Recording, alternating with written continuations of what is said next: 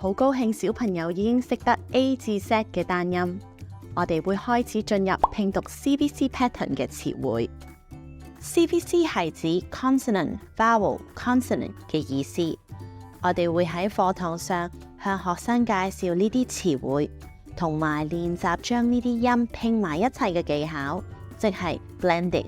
每堂課老師都會同小朋友一齊讀 phonics readers 同學習一個 sight word。此外，我哋亦會喺課堂上進行與故事有關嘅活動。除咗 blending 以外，我哋亦會練習 encoding。encoding 就係當小朋友一聽到嘅音嘅時候，就可以講出相應嘅字母。呢個技巧可以幫助佢哋未來拼寫嘅能力。呢版係堂課，小朋友要應用堂上所學嘅 blending 同 encoding 技巧去完成。每堂課老師會記錄小朋友課堂嘅表現。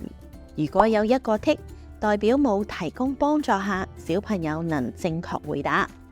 如果一 tick 一點，代表老師需要俾佢少少提示，譬如加上 phoneme dot 或者提醒小朋友啲 phonic sounds。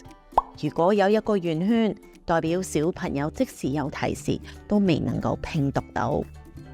每堂都會有一個簡單家課，首先掃描 QR code 和小朋友睇 revision video， 然後陪同小朋友完成練習，主要測試小朋友 encoding 技巧。由於呢個技巧對年幼嘅學生嚟講比較難掌握，我哋鼓勵家長積極參與，同小朋友一齊去學習。最後，當我哋進入第11堂課嘅時候，會開始進入期末評估，請記得預約評估啊！如果有任何問題，都可以隨時聯絡我哋嘅工作人員或者老師。拜拜。